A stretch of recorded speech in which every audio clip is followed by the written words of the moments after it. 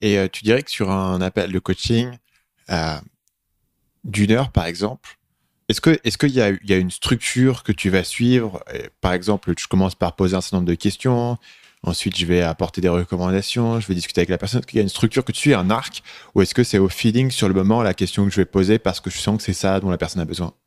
Bah, en fait, si tu veux, pour dire les choses simplement, sur une séance d'une heure, le coaching, il se fait en deux parties. La première partie, moi, je vais avoir à cœur de vraiment cerner la personne et de ne pas m'arrêter à ce que la personne va me dire.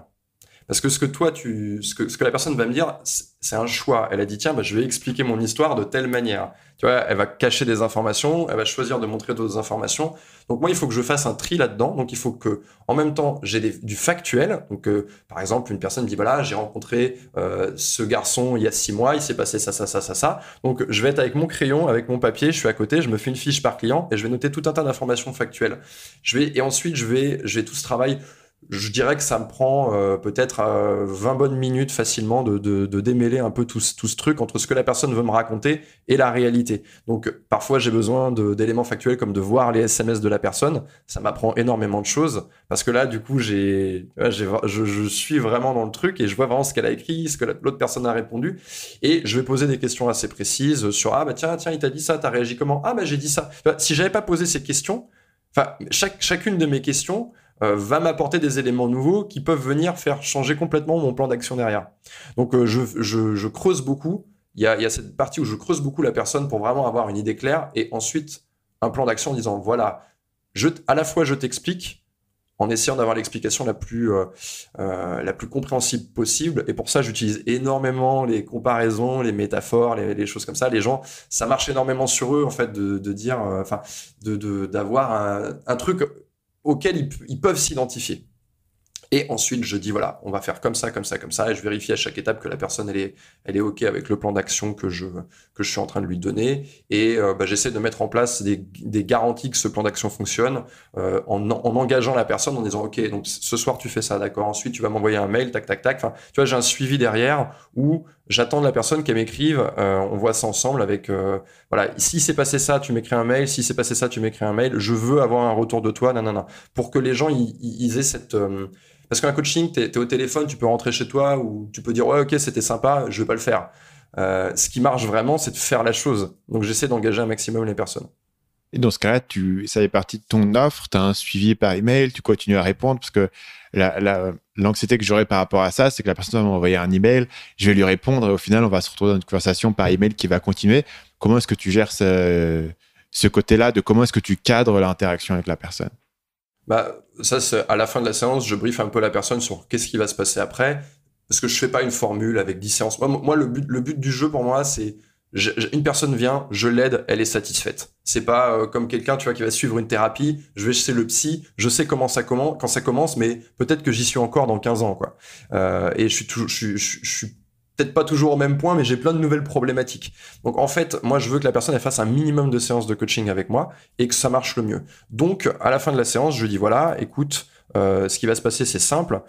On a vu que tu allais faire ça, ça, ça, ça, ça, tu vas m'écrire machin. Si tu as une question suite à ça, enfin, moi, le mail qui vient derrière, il fait partie de la séance. C'est-à-dire que j'explique à la personne que je vais pas pouvoir t'écrire 15 pages. C'est pas possible. Par mail, je vais pas pouvoir prendre 1 heure pour répondre à un mail. Donc, c'est simple. Il faut que la personne, elle fasse un effort d'être synthétique.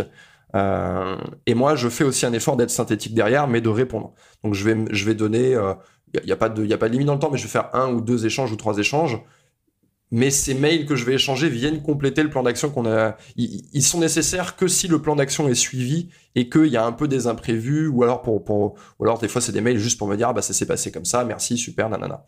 Et si jamais la personne elle sent que elle a avancé et que ça lève de nouvelles problématiques que je ne pourrais pas régler en une simple info en 5-10 minutes, elle va reprendre une séance. Mais on reste dans la même logique. Je veux pas qu'elle en prenne 4, quoi. Hmm. Donc, tu es vraiment dans cette approche de euh, il y a un problème très précis, il y a un plan d'action très précis, et tu bases sur le fait que voilà, c'est ça dont la personne a besoin à un moment donné. C'est presque une situation de crise, en fait, le coaching. C'est j'ai ce problème-là, il est tellement douloureux que j'ai besoin de toi aujourd'hui. Les gens viennent te voir parce qu'ils sont en crise. Ils se Ok. disent, c'est un achat où tu te dis tout de suite maintenant, faut que j'ai quelqu'un, faut que je parle à quelqu'un. D'ailleurs, pour moi, ça n'aurait aucun sens de dire tu prends un coaching et ton coaching est dans 15 jours. Donc généralement, c'est quoi? C'est dans 24 heures, 48 heures? Peut-être pas non plus parce que j'ai quand même mon calendrier qui est plein, mais on va dire c'est dans la semaine, enfin tu vois, on va dire c'est dans les 5-6 jours ouvrés max. Après moi je compose, je crée mon emploi du temps, je mets les coachings là où ça m'arrange et je m'arrange pour avoir des plages de travail en disant allez, aujourd'hui on tourne une vidéo. Enfin tu vois, dans mon agenda, si je l'ouvre aujourd'hui, je vois tous mes coachings pour les 4-5 jours à venir et je vois des plages en disant voilà, là on fait une vidéo pour telle chaîne, là on fait ça, là on bosse là-dessus. Et c'est des sortes de, enfin, tu vois, c'est des sprints en fait. On va dire, ok, là on se prend 3-4 heures, on bosse à fond là-dessus, et hop, on a beaucoup avancé et c'est terminé. On n'y revient pas 2 jours après ou 3 jours après. Et du coup, au niveau du coaching, je suppose que tu as un système euh, de booking sur ton calendrier où les gens peuvent voir les trucs et se booker directement dedans. Non, même pas. J'ai un assistant en fait qui va s'occuper de prendre les rendez-vous, les mettre dans le Ok. calendrier, machin. Et ça, d'ailleurs, c'est un truc qui est super important. Bah, tu me parlais tout à l'heure des erreurs que j'ai pu faire dans mon premier projet. Bah, ça en fait partie. Ça va être de ne pas être capable de s'entourer. Si tu veux aller loin, à un moment donné, tu n'y arriveras pas tout seul. Parce que tu as toutes ces choses à gérer. Le SAV, tu vois, techniquement, le SAV, c'est un truc qui demande beaucoup de temps et il faut vraiment avoir quelqu'un qui a la tête froide et qui va répondre et machin. Le fait de quelqu'un qui gère ton calendrier, quelqu'un qui va faire du montage. J'ai une salariée qui bosse avec moi qui, elle, va s'occuper du community management, de tout ce qui va être publication sur les réseaux sociaux, les pages Facebook, Instagram, etc. Enfin, si tu t'entoures pas, à un moment donné, tu vas être borné. C'est obligatoire. Salut, c'est Stan, j'espère que vous avez apprécié cet extrait du podcast Marketing Mania. Bien sûr, vous pouvez retrouver l'ensemble des épisodes du podcast, y compris les instructions sur comment vous abonner sur l'application Apple Podcast ou sur votre téléphone Android en vous rendant sur mon site à l'adresse marketingmania.fr/podcast. Je vous ai mis le lien dans la description de cette vidéo.